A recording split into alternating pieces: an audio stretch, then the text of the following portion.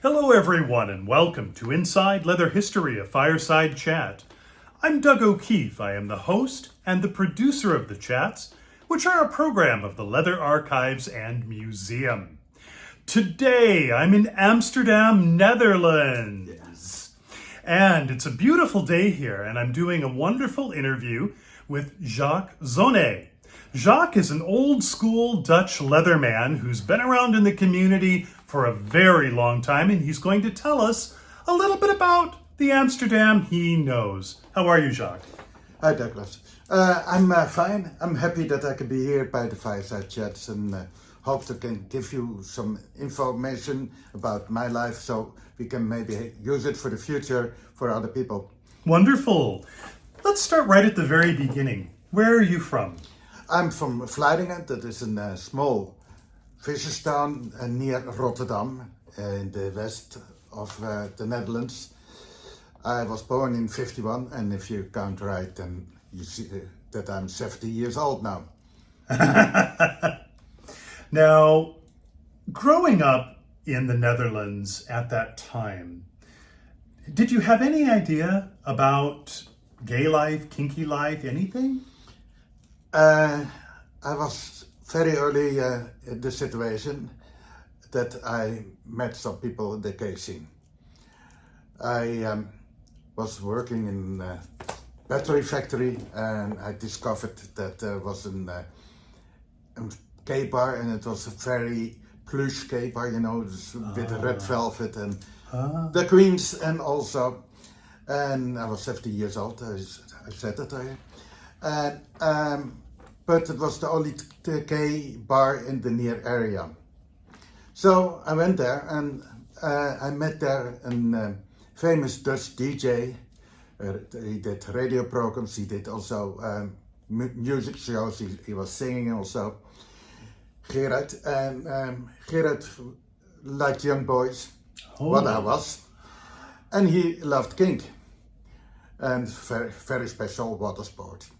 So, and he invited me to be his guest in his house, and I went there a few times.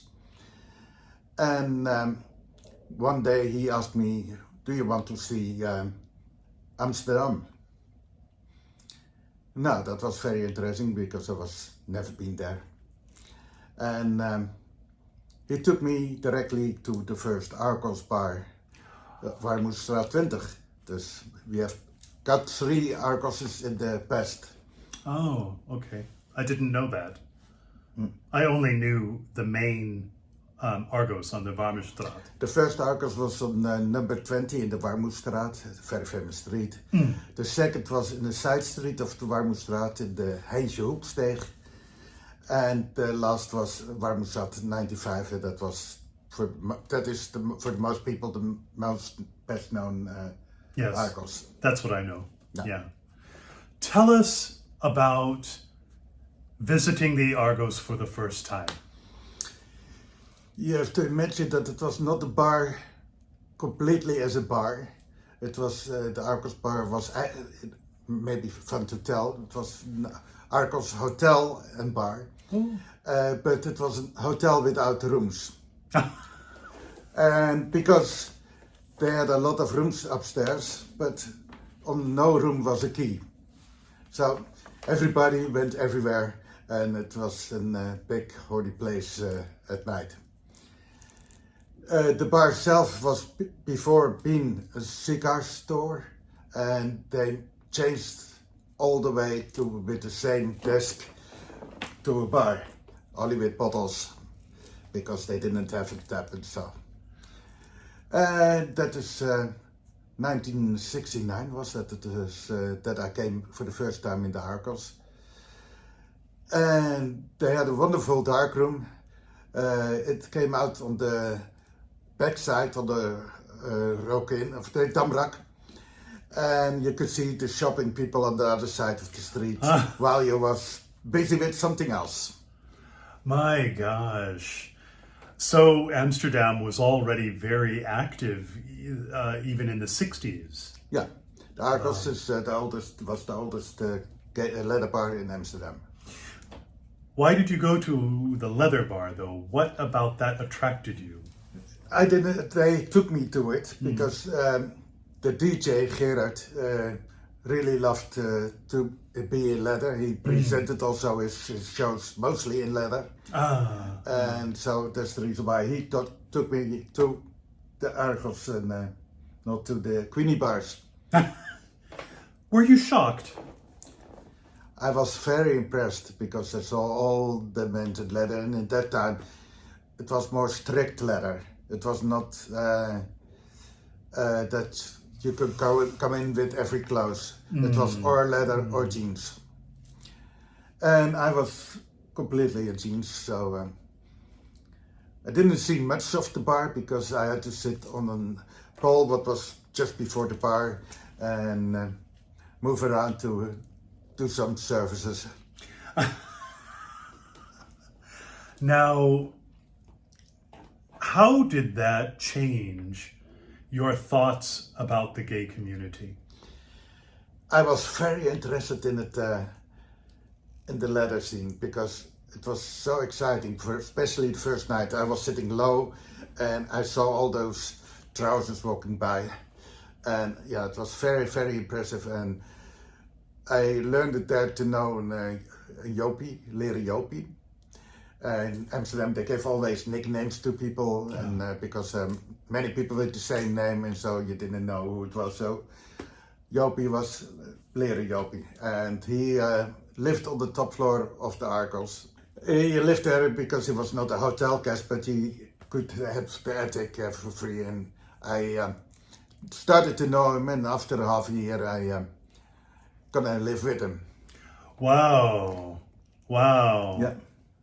Tell us more about that. Now, Jopie was a really SM guy, and from him I got all the ins and outs over the leather scene, and in a very short time I was working also in a leather outfit. And it was a great time. It was a bit tricky. It was not so safe in that area, the neighborhood, but still it was a lot of fun, and I met a lot of other people because I'm a guy who's very interested. Why was the neighborhood not safe? At that time there was a lot of junkies and a lot of burglary and a lot of problems. It was also very close to the very famous police office on the Warmoestraat. And a lot of things happened there at night. Oh, I can only imagine. It sounds like a good fantasy. Yeah. Now,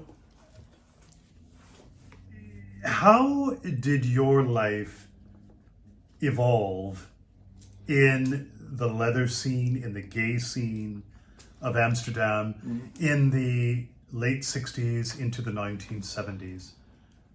That was a difficult period for me because I had lived a double life for my family. My family didn't know that I was visiting the gay bars. Family is religious, not too heavy religious, but religious. Yeah, I keep that as a secret for them. I didn't want to tell that, and after a while I had to go into the army, and that for everybody had to come up for 1.5 year. So I went a bit out of the gay and leather scene for a while, but I stayed in the army for about 7 months because I got an accident there, and after that I became military invalid. Oh. So I had to stay living in my home place with my parents because I was not able to walk, and so I stayed at home and again and missed my friends for a while. At that time I was not strong self. I was, through the accident, I was a bit labiel, how you call that? Not sure about your own behaving, easy to get by other people. Your self-confidence. Yeah. Yeah. But I wanted to do still some things. I didn't want to sit home because of my military invalid being. So I did little jobs in the neighborhood, and I was beginning 20s when I helped the friends with making a bookshop in a Use for Christ coffee bar. A coffee bar where they made religious information. Now, I was busy there, and the leader of that coffee shop came to me and said from, Jacques, it's really nice that you help us, but we cannot pay you for that. At this point, but she said, we can give you a holiday for 2 weeks on a farm in Doornsbeek, that is in the northern part of the Netherlands. I thought, no, I don't have much cash, I can free holiday, why not? And I went there. But I didn't know that after my back, they called that center from probably he is gay. Can you get an eye on that? And so I didn't know that, but I went there, and the first week was indeed holiday. And the second week they talked me down. They told me that my family didn't accept me anymore if I was gay. And so I became real frightened and really scary, was crying a lot. And but as usual, those people have also an answer, and they said, we can help you, we can get you into straight. And for a moment I thought from, I have to go on, why not? So on that moment, the same night, they started to do exorcism on me. And that means that all the staff members came standing around to me and put a hand on me and started to pray softly, and that became stronger and stronger.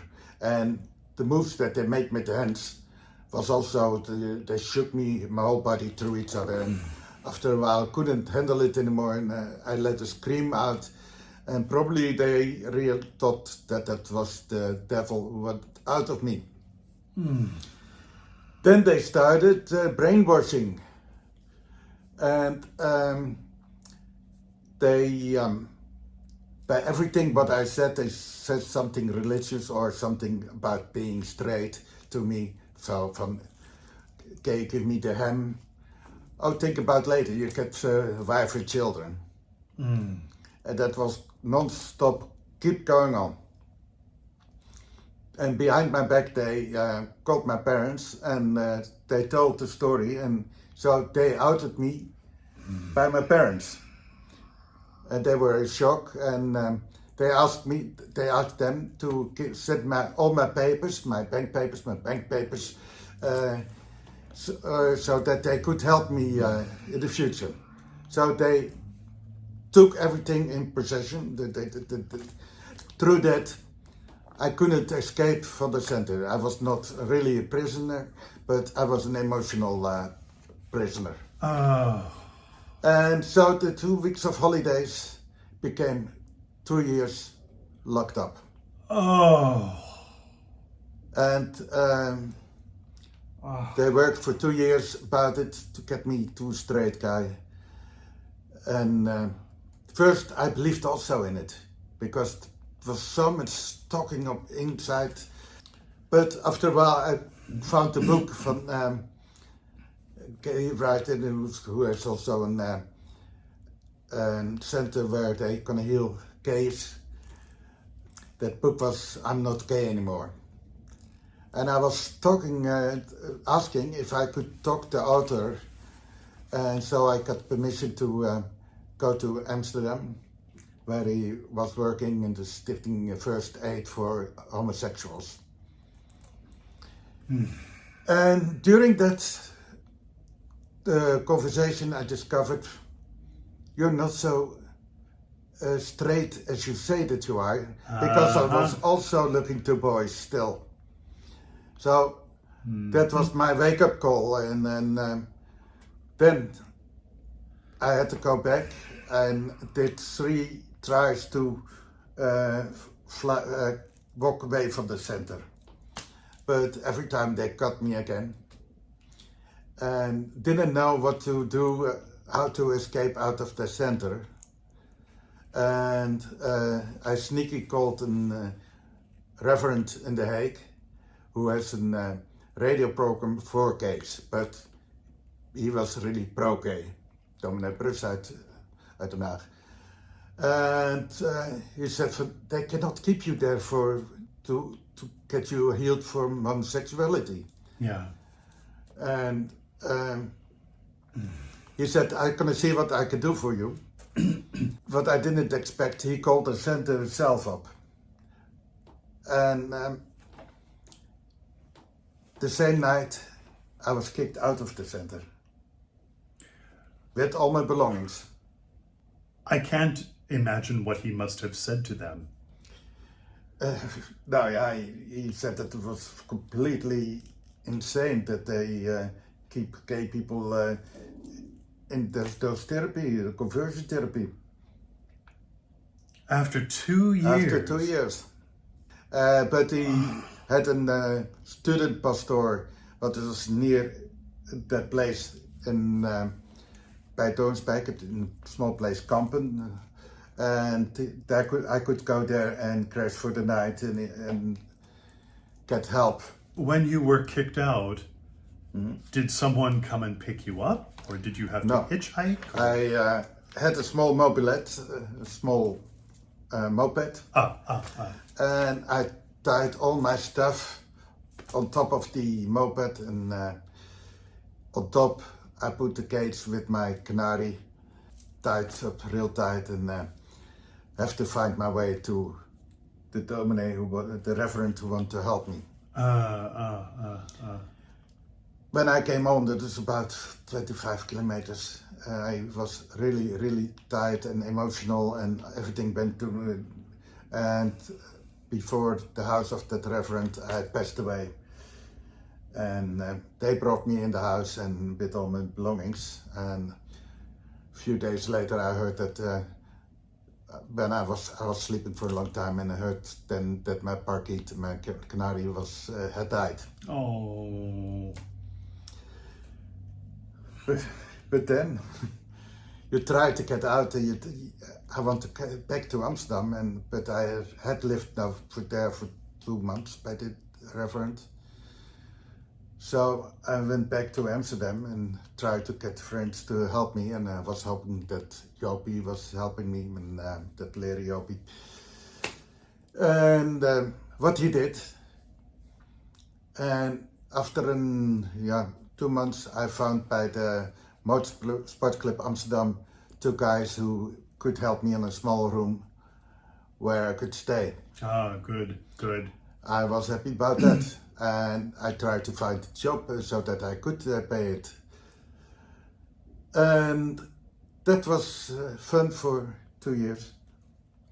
But then those 2 guys want to have more money for the room, which I couldn't afford. They meant other ways of sex from me. I'm not mind to have sex with guys, no problem at all, especially when it is leather, but this changed into sex in Nazi uniforms. That was a bridge too far for me. Fascinating. So, but in the meantime, I was looking everywhere for help for my actions. I want to fight this centers where they try to heal gays, where they do the gay conversion therapy. I got articles in the newspaper, page size, and where I could tell what happened. And there was a lot of people who were really surprised, and it got a lot of commotion in the Netherlands because it was in 12 newspapers, page size. And I thought it was something coming to happen, but that didn't. And I went to COC, that is the Dutch gay organization, for help. And they said, yeah, it is a very interesting story, but we don't have any ervaring, how you said it, Nothing they can do about it? Or? Yeah, they didn't know what to do about it. But they wrote the whole story up, and because of the guys in the Nazi uniform, I went away out of Amsterdam. I didn't feel safe. Wow.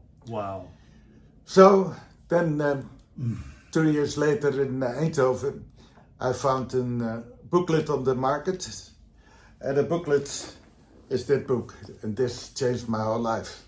Show it so that the audience can really see that. Yeah. Okay. The COC couldn't find me anymore because I was moved out of Amsterdam and they didn't have any address of me. So they want to have an action also against this, and they give this book out, and when I opened it, I saw myself in this booklet with my whole story open, free. And in the first moment I was real angry because my whole thing was on street, but on the other side I said, it is already in the newspapers. But I thought, I don't gonna fight the COC, I'm gonna fight with them, because they can help me to get this organized, that there is a protest coming against conversion therapy. So the rest is history. Since then I'm a fighter against conversion therapy. What happened to that center? The center still exists. Oh. Yeah. That's terrible. Yeah. And the guy who did the gay healing just stopped 2-3 years ago with it. But there's still 15 organizations busy in the Netherlands with conversion therapy. And I try to get a lot of actions against them, and I want to get that out of this world. Yeah. So sometimes I got small lucky moments that subsidizing was stopped for those organizations, but they got another name and then they got the subsidizing again. Yeah. So it's very terrible. But now slowly we come through a point that the government is working on it. Good. In the Netherlands we have a second parliament and the first parliament, and it is now through the second parliament they took a law that is going to be forbidden. On the moment it is in between the first and the second parliament. We call that the Raad van State, and they're going to talk about I think next month of the month after that, and I'm invited also to be there in the parliament. Will you speak when you're there? There's a big chance. Wow. And what will you tell them? now that conversion therapy should be really illegal, it hurts, and I have still a trauma what is for the rest of my life. Have you seen a counselor at all? I tried. Okay. That's the reason why I went on to the COC and to this council for government help, and not really helpful. That's the reason why I added a thing in the new law that also people should get help. Yeah. And get also court help. What you, from my perspective, what you are telling me is a form of hostage taking. In fact, it is. Yes. And the psychological elements that come from being held against your will are terrible, because I was also taken hostage at one time. Mm-hmm. We will speak of that later. But I can appreciate the sickening terror in your heart. Yeah, it's frightening, and the problem is that mostly you cannot prove that you've been held. Because they got the papers, they have everything for you, and they said we were mediating, and he's involuntary.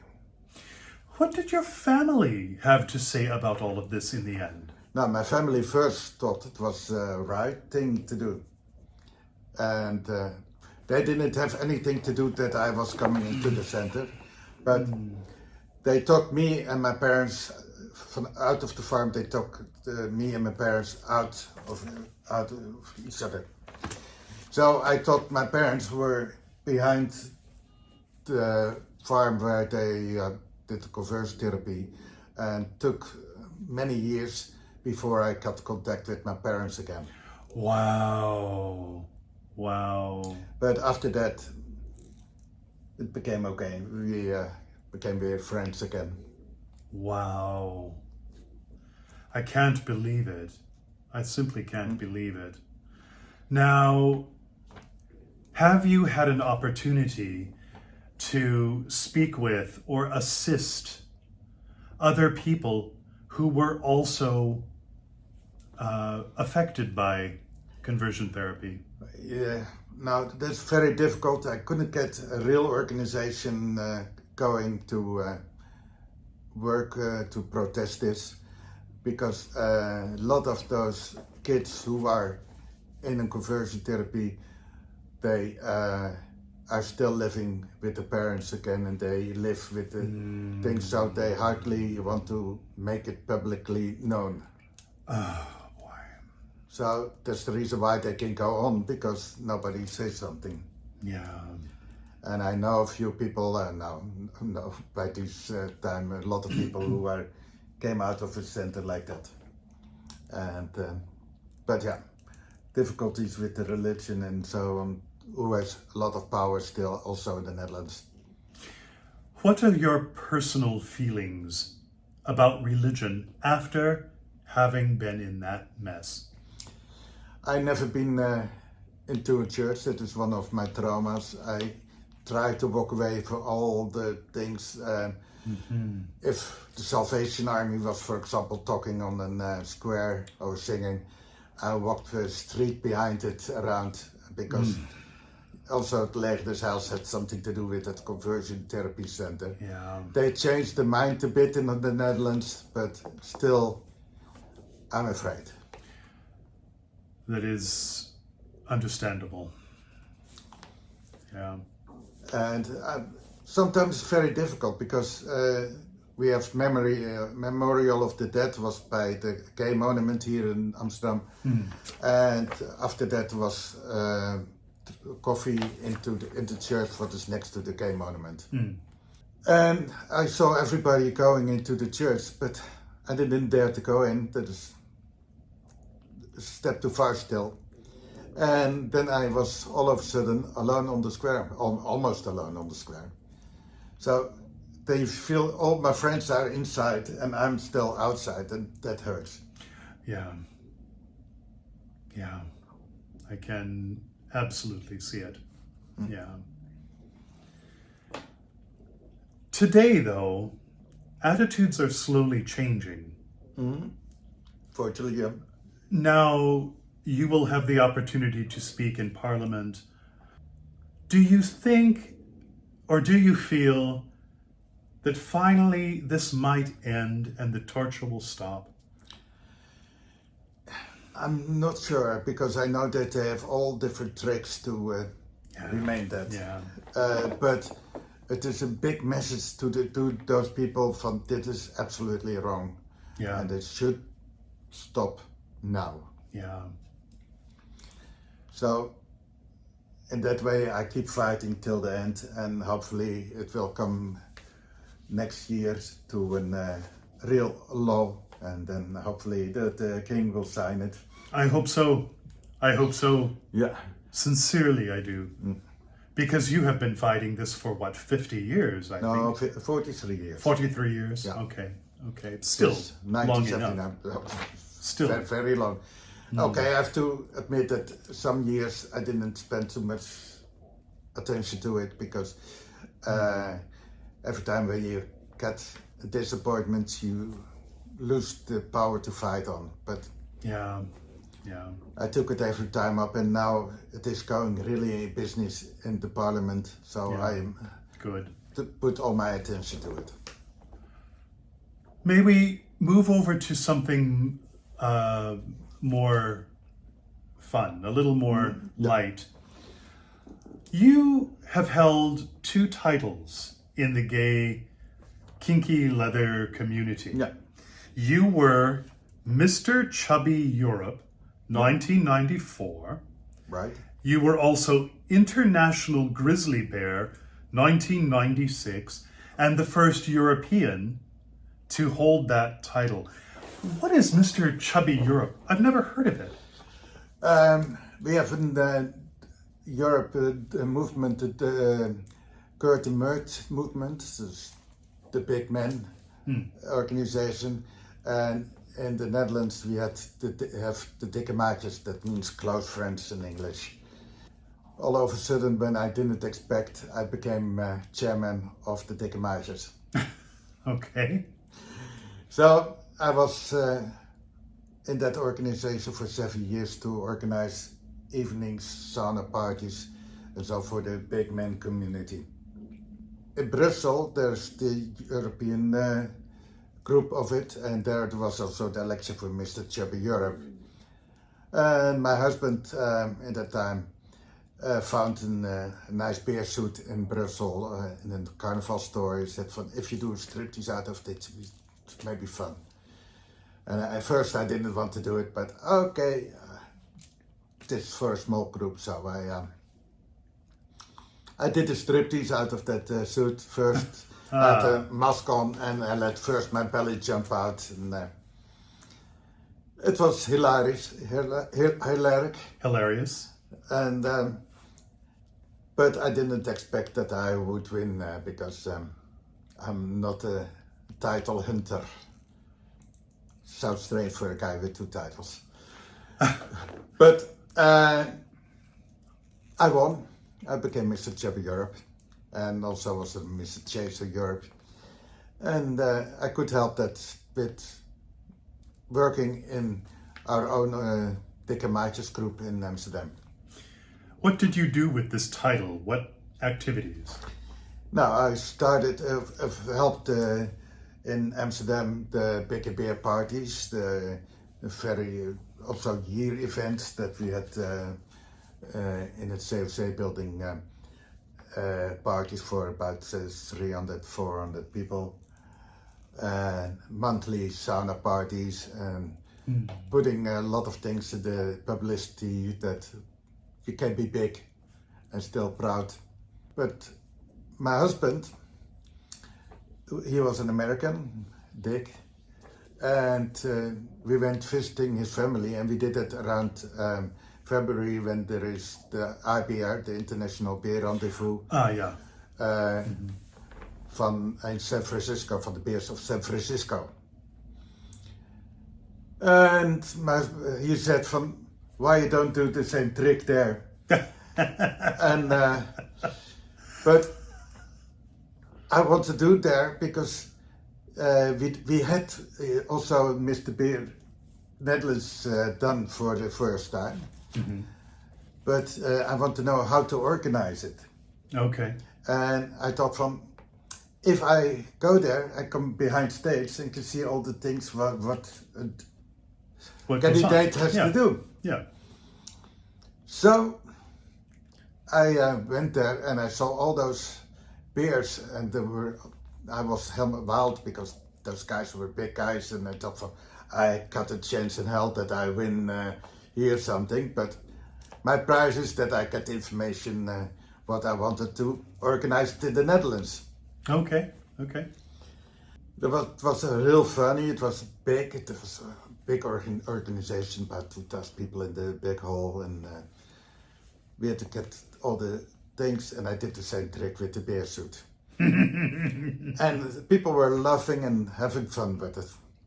I remember my speech because that was something what you have to do in America. You have to keep a speech from generally approximately a minute or so, but for a guy who didn't have any English education, it was very long and very difficult for me. I know the first line where I started with, the rest I don't know, but the first line was, I feel like the ultimate beer's pie. And people like that. And so I got the title Mr. International Grizzly in 1996 and still proud of it.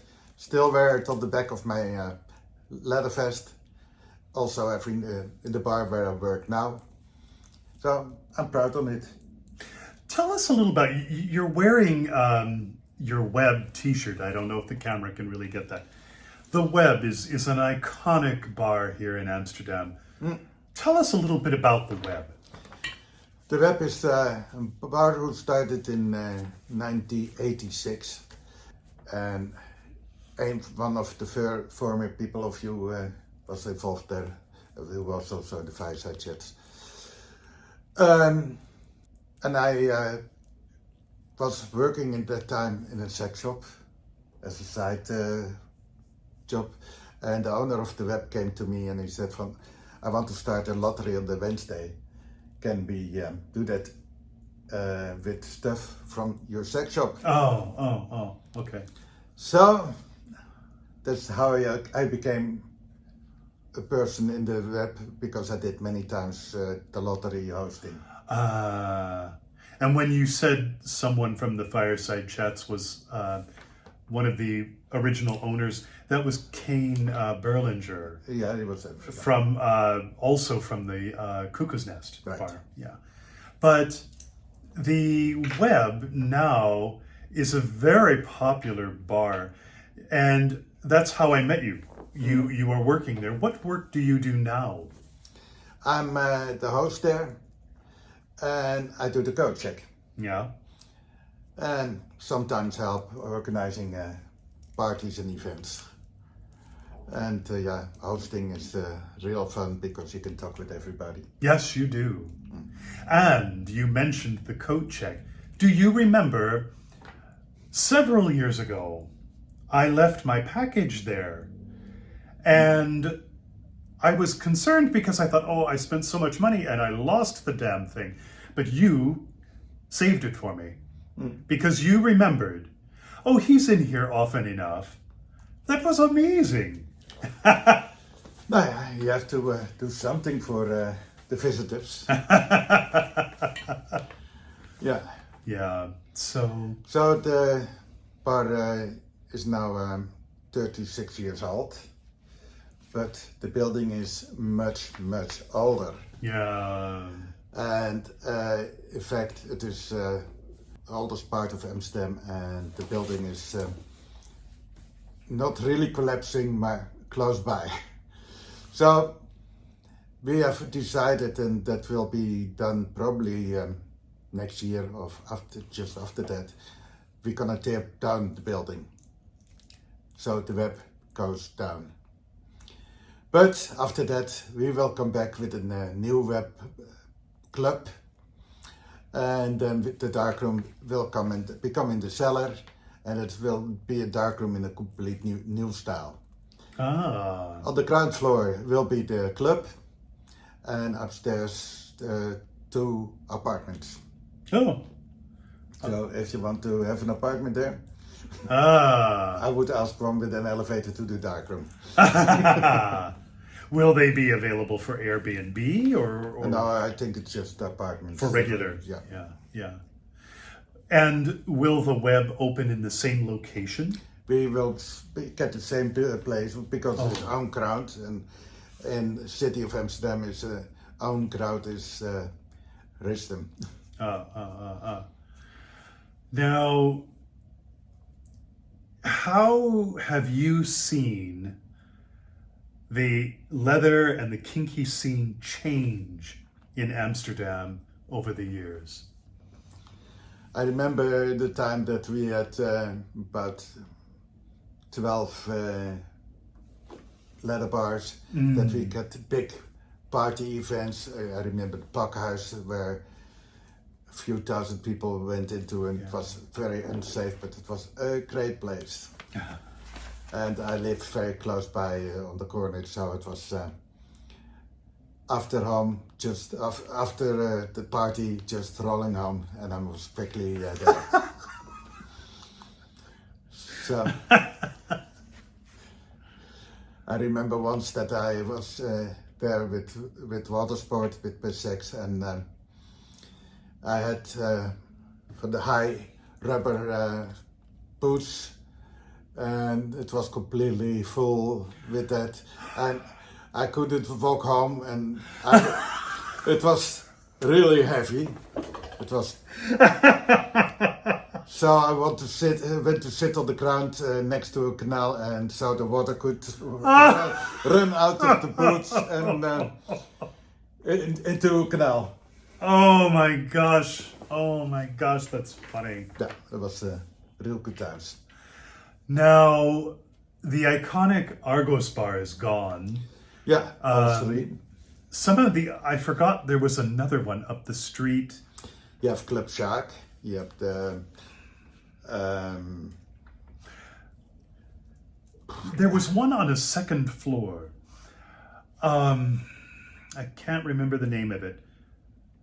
Anyway, that's also gone. Eagle. You had the Dirty Dicks. Those are still there. Those are still there, thank God. Yes, absolutely. And the Stable Master you got. That was the one. That's gone now. That's also gone. And we had all for a short time the Grot. But yeah, a lot of gay bars. Now, have you traveled enough to see the difference between the Amsterdam scene and, for example, in the US and other places in Europe? Nou ja, in the Netherlands you still can have darkrooms, and San Francisco where I was, there was no darkroom, and Right. New York was no darkroom, but still a lot of things happened. But in that way, the Netherlands was opener, but slowly I get the feeling that it is going a bit down. I would agree. The freedom is not there anymore. In the early days was it normal that you played porn movies in the bar itself. That is not anymore. Yeah. A lot of things are going down. The freedom is not there anymore. I think also because people are afraid for actions from other people. What do you mean? I think things like the Me Too movement made it that more people are holding back. And also the COVID period and so it's the reason that a lot of people are not going out anymore. Also, I think a lot of the activities have moved to Berlin. That's for sure. Yeah. But even there with actions to close down darkrooms. No kidding. Absolutely. Oh. The city council doesn't give new license out for darkrooms. I did not know that. So I don't know which letter bar it was, but they moved shortly and they couldn't have a new darkroom anymore. Oh, I see. So there's not also everywhere. It is a bit. Yeah, more conservative nonsense coming up. Yeah. Now, what about the Amsterdam kinky leather scene do you love? What I still love is that I get a lot of old people that I know there, and I'm happy that I can be a part of their life. Yeah. And I got a kinky house too, because if you see my house, then it is full of fetish. And that's what I always loved in Amsterdam. And I've been always busy in the scene in Amsterdam, organized parties, but also I was chairman from the VSM, and did do that also for 7 I'm years. sorry, chairman of? VSM, that's een Dutch vereniging studiegroep sadomasochisme, but that is a study group, was the name for S&M. I see. But okay. the studying was bit more on the side. It was more the action, and so I was Practicum. practicum. And I was also the chairman of the Mannen en Sadomasochism, Men and Sadomasochism. And for a lot of people knows that I organized fetish beer parties in the Vagevuur in Eindhoven. That is a very famous historical place, but also closed down for a number of years now. Now, is there anything you wish you had done differently in your journey? I think if my history from the conversion therapy was not done, then I could have done much more.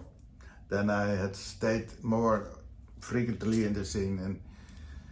But I'm glad that I can do now some actions, and I try to move it around to some positive, and I don't regret. Let's assume somewhere a new kinkster, a new leatherman watches this video. Mm-hmm. What advice can you tell them? Just stay believing in yourself, wear your outfit as you want it, and go around. What are the best places they can visit in Amsterdam? Of course, the bar where I work, the The web, lab. but also the Cuckoo's Nest and Eagle and Dirty Dicks. We work all together, and we're not fighting each other. We are happy that we have still a gay leather movement here in Amsterdam, and go get there. Have you participated in Amsterdam Pride? I didn't do that for many years. I was also many years on the boat, but the last years there was no Pride anyway because of the COVID. But I had to work in the bar, in the web, and but we had also a very huge outdoor party on the Beursplein that's Crash, and that was busier than ever. How do you want the community to remember you? Oh, yeah, just as Jacques, just as a friend, just as somebody where they can go to and talk. And okay, my English is not that perfect, but come and talk. Have we covered everything, or is there a topic you really want that audience to know? Now, my biggest dream is the conversion therapy making to a law, and I could be part of that. And for the others, I love to get the movement a bit more open again, and that people are daring to wear leather and come into the scene back again. Because for all those people who stay home for the COVID, it is at the moment rather safe to go to places like the bars. And we need you, because if people don't go out to the bars anymore, the scene will crumble away, and we don't want that. We want to have a gay life in Amsterdam. We want to have a fetish life in Amsterdam and a leather life. What's the biggest misconception about you? What do people most misunderstand about you? I really don't know. Oh, okay, that's Sorry. fair. It's fair, it's fair. Nah. Because I got a lot of positive reactions in the bar, and people like to hug me, and so get a hug back. Jacques Zonne, I would like to thank you for being part of Inside Leather History, a fireside chat in Amsterdam, Netherlands. You're welcome there.